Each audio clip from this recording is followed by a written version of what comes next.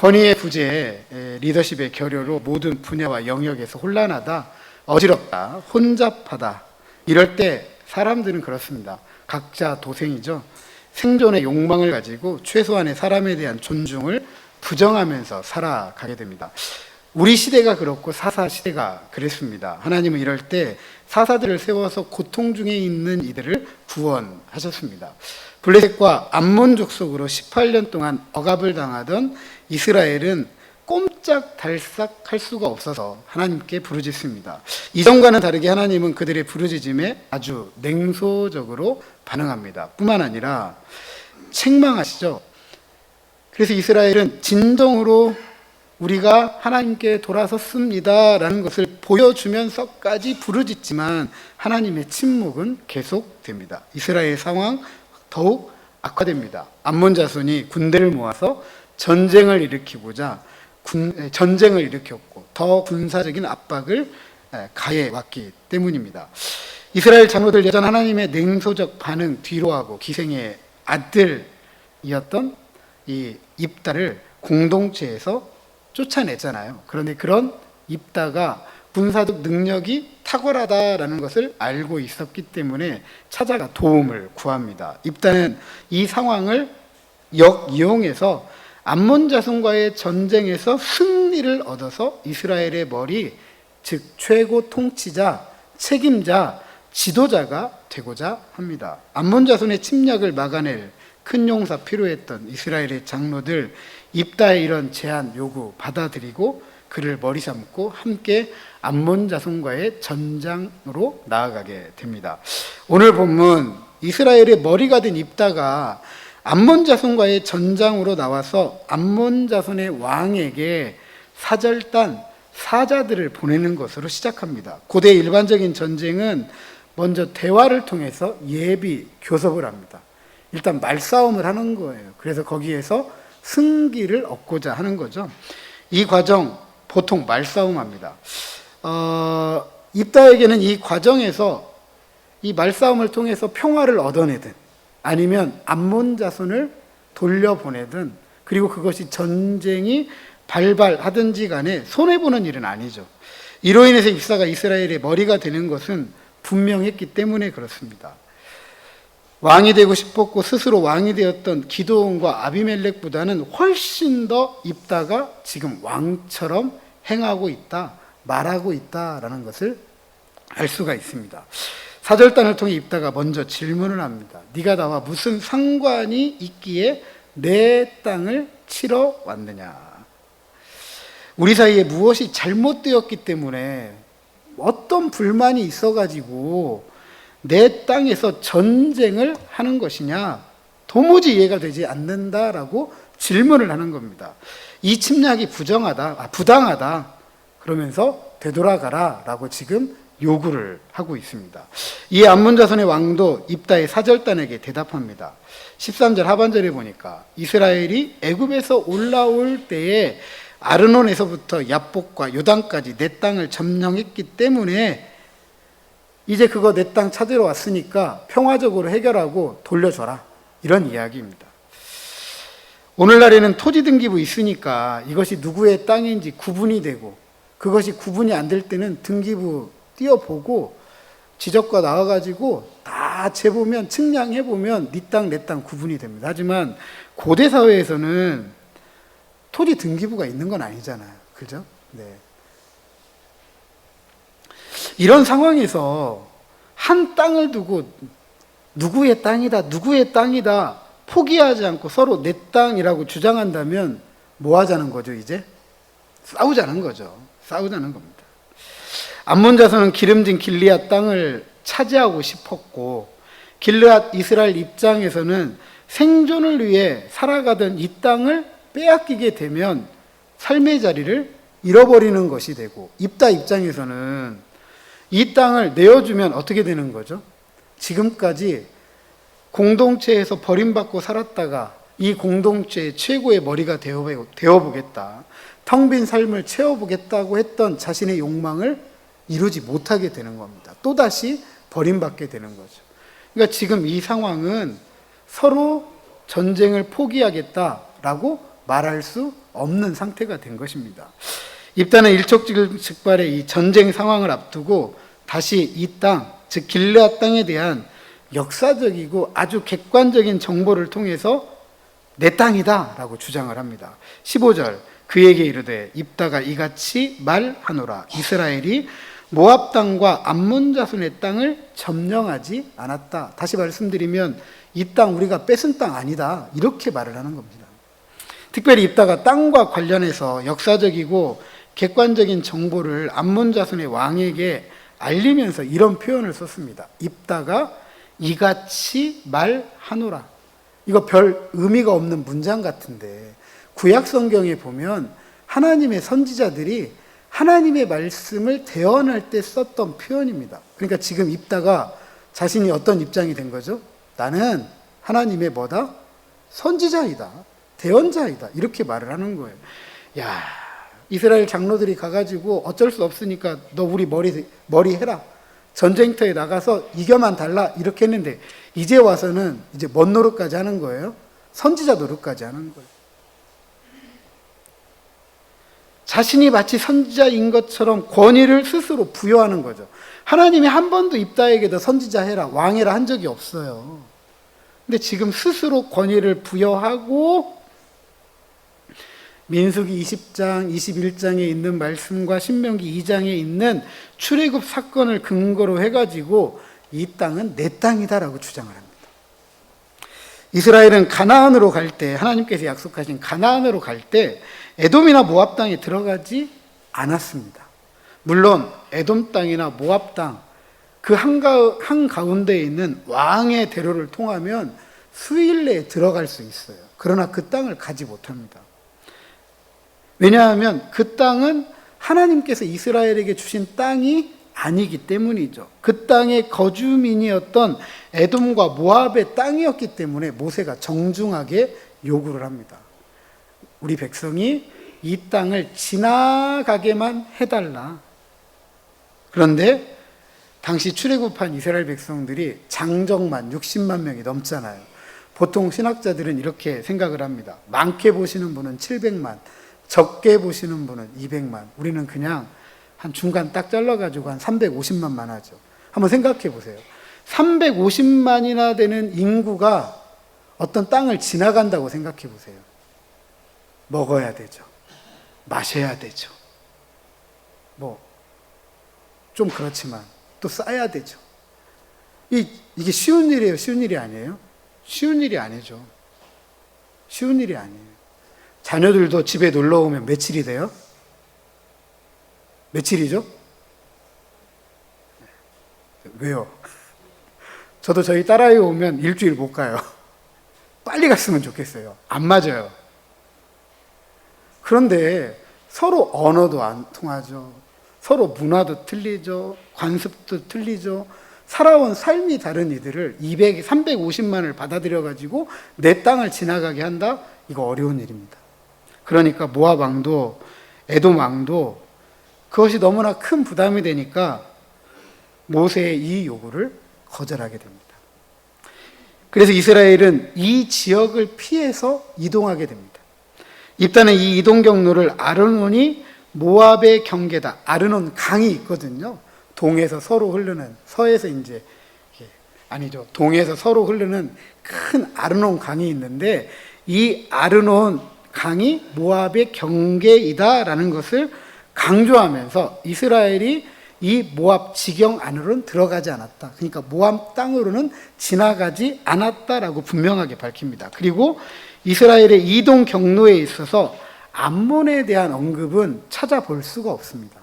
왜냐하면 이스라엘이 가나안으로 가는 길에 있어서 암몬과는 아무런 상관이 없기 때문이죠. 그러니까 이 땅은 암몬이 주장할 수 있는 땅이다, 아니다?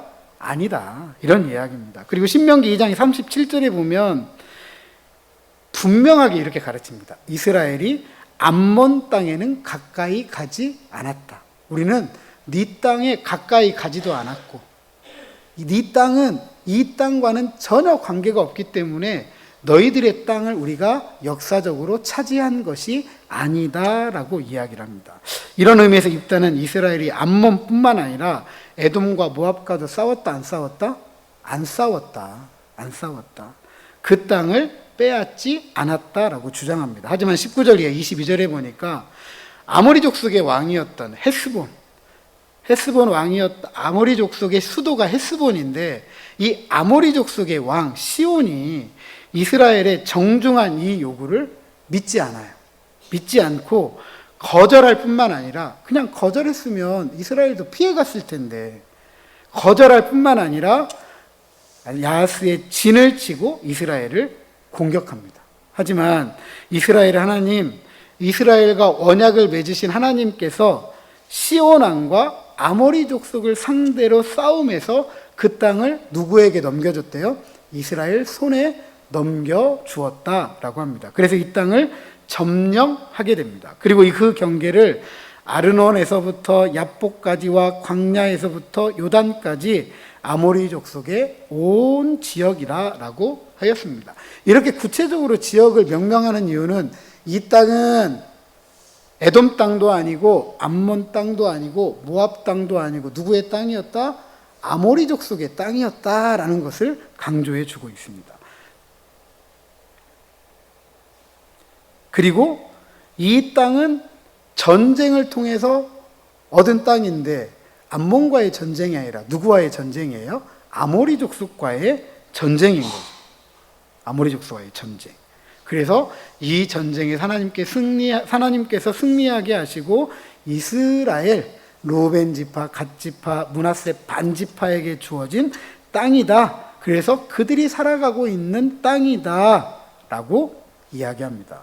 하지만 암몬 자손의 왕은 입다에게 이 땅을 이스라엘이 점령했다라고 주장했죠. 이 점령이라는 동일한 단어를 사용하고 있는데 히브리어를 보면 이 단어가 다릅니다. 13절과 15절에 입다와 암몬 자손의 점령 논쟁에서는 전쟁을 해서 빼앗았다라는 의미의 점령이지만, 21절에 하나님께서 이스라엘에게 넘겨주어서 차지한 땅이다, 그렇게 해서 점령한 땅이다라고 할 때 이 점령은 기업으로 얻었다, 누군가에게 받았다, 그래서 차지하게 되었다라고 표현하고 있습니다. 다시 말해서 암몬 자손이 왕이 주장하는 이 땅 길르앗은 이스라엘이 생존을 위해 살아가는 이 땅은 빼앗은 땅이 아니라 하나님께서 이스라엘에게 기업으로 주셔서 차지하게 된 역사적인 땅이다라고 설명을 합니다. 따라서 하나님께서 아모리 족속을 이스라엘 앞에서 쫓아내시고 기업으로 주셔서 차지하게 된 이 역사적인 땅을 빼앗고자 이 땅을 요구하는 암몬 자손의 이 왕의 요구는 부당한 것이다. 네가 역사를 몰라서 그러는 것이다. 너 무식한 것이다. 이렇게 이야기를 하는 겁니다. 그러면서 입다는 이스라엘이 이 땅을 계속해서 점령하는 것이 정당하다라는 것을 세 가지로 주장을 합니다. 첫 번째는 신학적인 정당성을 이야기합니다. 24절 같이 한번 읽어보시죠. 시작. 네게 주어 차지하게 한 것을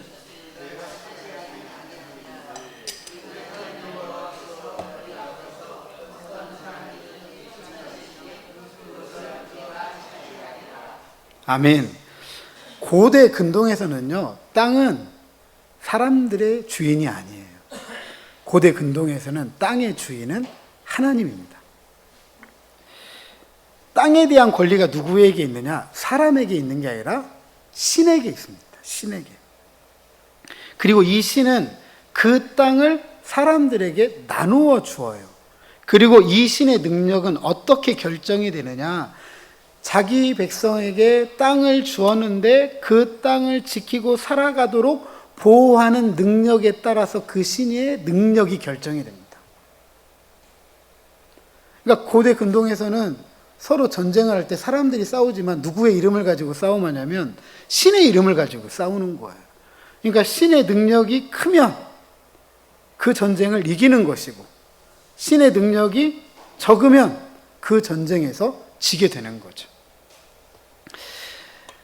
따라서 지금의 땅을 이스라엘의 삶의 터전이 되고 살아가도록 하나님께서 주셨고 지금까지 살아오도록 하셨잖아요. 그러면 이것은 하나님께서 이스라엘에게 주신 땅 맞다, 하나님의 능력으로 이 땅을 이스라엘이 살아가고 있다라고 주장을 하는 것이죠. 이런 관점에서 암몬 자손도 그들의 신인 그모스가 주는 땅을 삶의 터전으로 삼고 지금까지 살아온 것 아니냐라고 반문을 하는 거예요. 결국 어느 민족이든 그 민족의 신이 주는 땅을 차지하고 살아가는 것이 당연하다. 이 길르앗 땅은 하나님께서 이스라엘에게 주신 땅이니까 이스라엘이 살아가는 것이 마땅하다라고 말하는 것입니다. 그런데 암몬 자손의 신을 그모스라고 합니다. 그모스는 엄밀히 말해서 암몬 자손의 신이 아니에요. 앞선 여러 본문들을 보면 그모스는 모압의 신입니다. 모압의 신. 암몬의 신은 밀곰이에요. 왜 그런데 입다는 부정확한 정보를 가지고 이 자신의 땅에 대한 정당성을 주장하고 있는 것일까? 입다가 암몬 자손의 신을 몰랐던 것일까? 아니면 암몬 자손의 신을 말할 필요가 없을 정도로 암몬을 무시하는 것일까? 여러 가지 생각을 해볼 수가 있습니다. 그런데 지금 암몬 자손이 모압 땅을 지배하고 있는 상황이에요. 암몬 자손이 현재 모압 땅을 차지하고 있는 민족의 암몬 자손이기 때문에 입다는 모압의 신 그모스가 자기 백성 모압을 지켰어요? 못 지켰어요? 못 지켰잖아요. 그죠?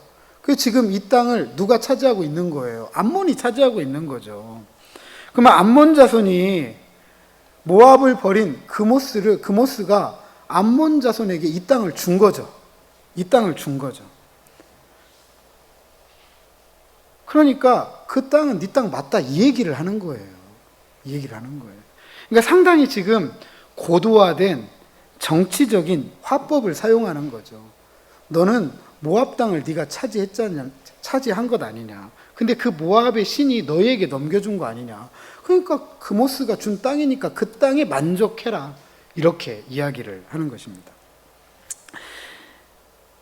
하지만 이런 입다의 정치적 화법, 신학적으로 좀 큰 문제가 있어요. 어떤 문제가 있냐 하면 이스라엘 하나님 여호와와 한때는 모압의 신, 지금은 암몬에게 패한 신인 그모스를 어떻게 생각하는 거예요?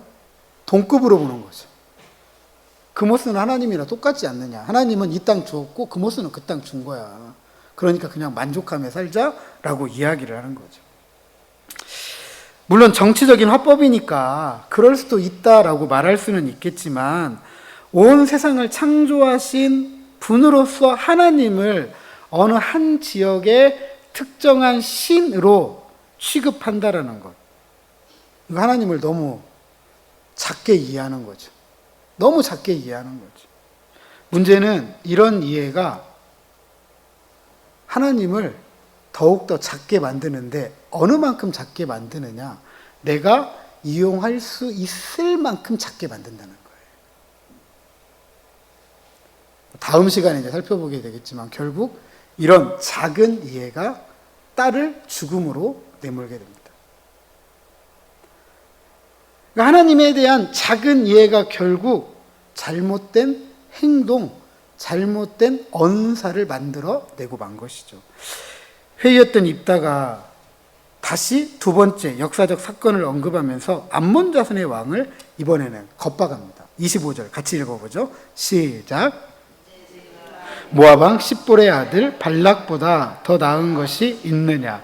그가 이스라엘과 더불어 다툰 일이 있었느냐? 싸운 일이 있었느냐? 아멘. 입다는 암몬 자손의 왕에게 모압 왕 십볼의 아들 발락보다 너 잘났냐? 이렇게 되묻습니다. 그러면서 그에게 배우라고 이야기합니다. 모압 왕 십볼의 아들 발락은 이스라엘이 아모리와의 전쟁에서 이기고 그 땅을 차지하니까 굉장한 두려움을 느낍니다. 그러면서 이스라엘을 대적하기 시작합니다. 그래서 당시 유명했던 예언자 미디안 사람 발람을 불러가지고 저 이스라엘을 저주해라 라고 큰 돈을, 큰 명예를 약속하면서 데려옵니다. 그런데 발람이 저주를 하고자 하고 또 하고자 하고 또 하고자 하는데 하나님께서 발람에게 나타나가지고 저주를 못하게 하고 어떻게 하시죠? 축복하고 또 축복하고 또 축복하게 됩니다. 이 때문에 발락은 이스라엘과 군사적인 충돌을 피하게 됩니다. 이길 수 있다 없다? 이길 수 없다. 우리의 신보다 누가 더 세다? 저 이스라엘의 신이 더 세다. 이건 전쟁을 해봐야 아무런 의미가 없다. 그러면서 포기를 하게 됩니다. 이처럼 암몬 자손 왕보다 훨씬 더 강성했던 모압 왕 십불의 아들 발락도 하나님의 보호를 받는 이스라엘을 저주하거나 싸우지 못했는데 이 전쟁에서 니들은 이길 것 같냐? 이 전쟁을 하면 어떤 결과가 초래할지 알기나 하느냐라고 암몬 자손에게 되물으면서 사기를 꺾고 있는 거예요. 세 번째로는 아주 개인적인 문제입니다. 입다는 암몬 자손의 왕에게 억지 부리지 말아라, 우기지 말아라 이렇게 이야기를 합니다. 26절 같이 읽어보죠. 시작. 이스라엘이 헤스본과 그 마을들과 아로엘과 그 마을들과 아르논 강가에 있는 모든 성읍에 거주한 지 300년 이건을 그동안에 너희가 어찌하여 도로 찾지 아니하였느냐. 입다가 이스라엘의 영토로 언급한 헤스본은 아모리 왕 시온이 거주하던 수도이잖아요. 이 땅을 이스라엘이 삶의 터전으로 알고 살아온 시절이 몇 년이었다? 300년이었다. 100번 양보해서 암몬의 땅이라고 하자. 그러면 300년 동안 뭐 했냐 이거예요. 300년 동안. 300년 동안 한마디도 하지 않고 찾지도 않다가 300년이 지나니까 이제 와가지고 내 땅이라고 우기냐? 억지 부리냐라고 되묻는 거예요. 지금 무슨 이야기 하는 거냐면 지금까지 한 번도 말하지 못하다가 300년이 지나가지고 조금 암몬이 이스라엘보다 강성하고 힘 좀 있고 하니까 이제 힘을 가지고 빼앗고자 하느냐? 이건 잘못된 일이다 라고 말하는 것이죠. 이렇게 암몬 자손의 침략에 대해서 입다가 아주 부당하다라고 지적을 해옵니다. 하지만 이 대화에 진전이 없었던 것 같아요. 뭐 우기는 사람, 큰 소리 치는 사람, 억지 부리는 사람 싸움을 피할 수가 없어요. 내가 포기하지 않는 한. 근데 지금 이 땅에 대한 입다의 입장, 이스라엘 입장, 암몬 자손의 입장 변하지 않는 거죠. 그죠? 28절에 보니까 암몬 자손의 왕이 입다의 지적을 듣지 않았다. 암몬 왕도 결코 물러서지 않겠다라는 뜻을 보입니다. 그래서 27절에 입다는 이후의 모든 상황에 대한 책임 나에게 있는 게 아니라 이스라엘에게 있는 게 아니라 누구에게 있다? 암몬 자손의 왕 너에게 있다라고 하면서 하나님을 이 전쟁의 심판, 재판장으로 부르고 있습니다. 입다가 암몬 자손에게 어떠한 죄를 짓지 않았다는 것, 그리고 지금의 모든 상황을 맞는 것은 암몬 자손의 왕의 모든 악행 때문이다라고 이야기합니다. 특별히 입다가 암몬 자손의 왕에게 죄를 짓지 않았다라고 할 때 이 죄는 양국 간의 조약을 깼다. 양국 간에 지금까지 암묵적으로 지켜왔던 관습을 깨뜨렸다라는 것을 말하는 거거든요. 그러니까 지금 입다는 우리는 한 번도 너와 맺은 조약이나 관습을 깨뜨린 적이 없다. 그러면 지금 이 조약과 관습을 깨뜨린 사람은 누구다? 암몬 너다. 죄인은 너다. 모든 악은 네가 행했다라고 한 번 더 지적합니다. 그리고 이 부당함에 대한 판결을 위해 입다가 하나님을 심판, 재판장으로 초대했잖아요. 그렇잖아요. 우리도 강대강 대치를 하게 되면 이 상황을 해결하기 위해서 어떻게 하죠? 이 상황을 해결하기 위해서 어떻게 하죠? 부딪히지 않으려면 어떻게 해야 돼요? 누군가 더 강한 사람을 부르는 거잖아요. 그죠? 요즘 참 답답한 게 그렇습니다. 삶을 살아가면서 참 갈등이 많아요. 다툼이 많아요. 그죠? 그런데 이 갈등과 다툼을 해결해 줄 수 있는 어른이 없는 것 같아요. 어른이 없는 것 같아요. 누가 말하면 뭐 그렇게 말해주면 옳은 걸 얘기하더라도 귀담아 듣지 않아요. 왜 내 일에 끼어드느냐. 상관하지 말아라. 그래서 요즘 어르신들 지나가다가 아이들 일에 끼면 큰일 납니다. 길을 가시다가 혹시 어린아이들이 담배를 피우는데 어린아이들이 담배 피운다고 한마디 하시면 맞을 수 있어요. 큰일 납니다. 조심하셔야 돼요. 어른이 없어요, 어른이. 입다도 자기 힘으로 가능하지 않으니까 누구를 초대하는 거예요, 지금? 하나님을 초대하는 거지. 하나님의 이름으로 암몬 자손과의 군사적 충돌 이제는 마다하지 않겠다라고 주장합니다. 28절 하반절 보니까 심판하시는 여호와께서는 오늘 이스라엘 자손과 암몬 자손 사이에 판결하시옵소서. 문자적으로 번역하면 그 사사이신 여호와께서 오늘 이스라엘 자손과 암몬 자손 사이에 사사로 다스리소서가 됩니다. 우리가 지금까지 만났던 사사는 하나님께서 이스라엘을 구원하기 위해 세우신 사람들입니다. 인간 사사입니다. 하지만 입다는 여호와 하나님을 그 사사이다라고 부르면서 이스라엘을 구원하는 진정한 사사는 하나님밖에 없습니다. 유일한 이스라엘의 사사는 하나님이십니다 라고 고백하면서 이 전쟁의 재판장이 되어달라라고 부르고 있습니다. 이런 입다의 고백, 우리 정통적인 어떤 신학적인 고백 같아요. 그죠? 신앙적인 고백 같습니다. 그러나 24절에 입다의 정치적 화법에서 여호와 하나님과 모압의 신, 지금은 암몬의 신인 그모스를 동급으로 취했던 것, 신학적으로 문제가 있다라고 말씀을 드렸습니다. 온 세상을 창조하신 분, 한 지역의 신과 비교함으로써 하나님을 너무 작게 이해했다. 나아가서 이 작은 이해가 하나님을 제멋대로 이용할 수 있다라고 말씀을 드렸습니다. 그렇다면 지금 이 입다의 고백은 정통적인 신학적인 고백일까? 정말 마음을 담은 신앙적인 고백일까라고 한번 의심을 해봐야 됩니다. 그런데 앞선 9절에 보니까 입다가 머리가 되어달라라고 하는 이스라엘 장로들의 제안에 여호와께서 암몬 자손을 내게 넘겨주시면 내가 머리가 되겠다라고 하면서 그 제안을 받아들입니다. 그런데 이 제안에 여호와를 끌어들인 것은 입다가 하나님을 자신의 욕망의 도구로 이용하고 있다라고 말씀을 드렸습니다.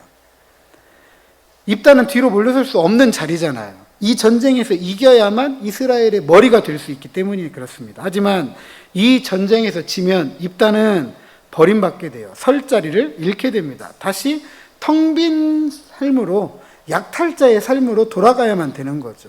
반면 하나님을 재판장으로 부르면서까지 이 전쟁을 승리로 이끈다면 하나님은 입다의 손을 들어준 것이 되는 거고, 그러면 하나님께서 세워주신 이 신적 권위를 통해서 다시는 텅 빈 삶의 자리로 되돌아갈 필요가 없는 것입니다. 다시 말씀드리면 입다가 하나님을 재판장으로 부른 것은 어떻게든 이 전쟁을 뭐 하겠다?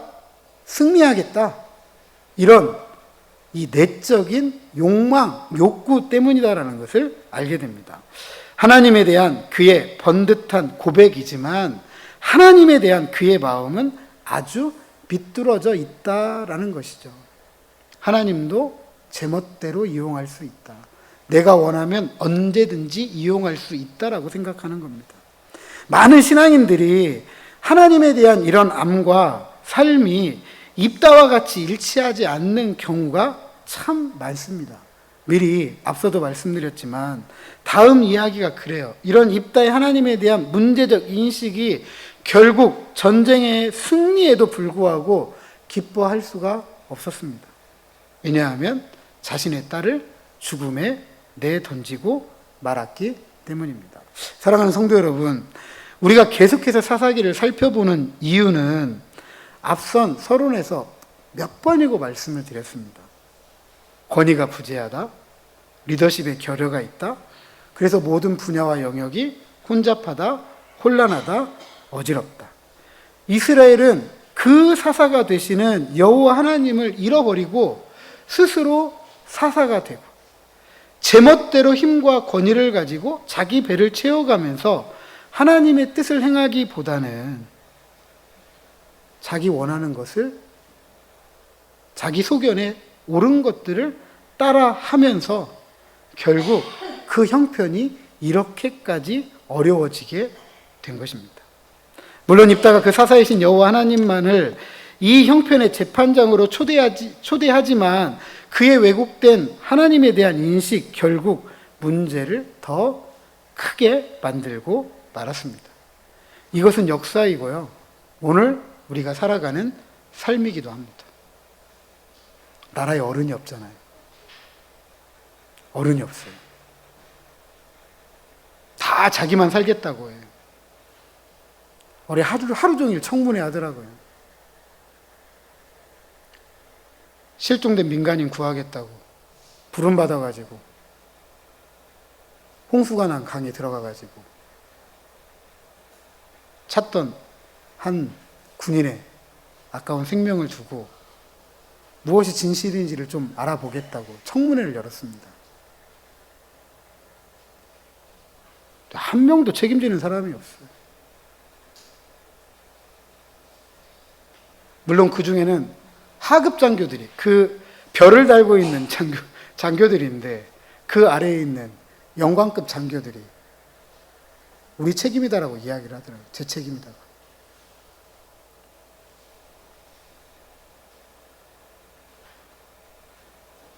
그건 제가 볼 때 오늘 우리 시대를 보여주는 지금 단적인 모습이에요.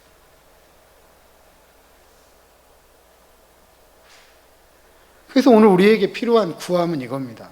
그 사사가 되신 하나님을 우리의 구원자로 부르는 거예요. 구하는 거예요.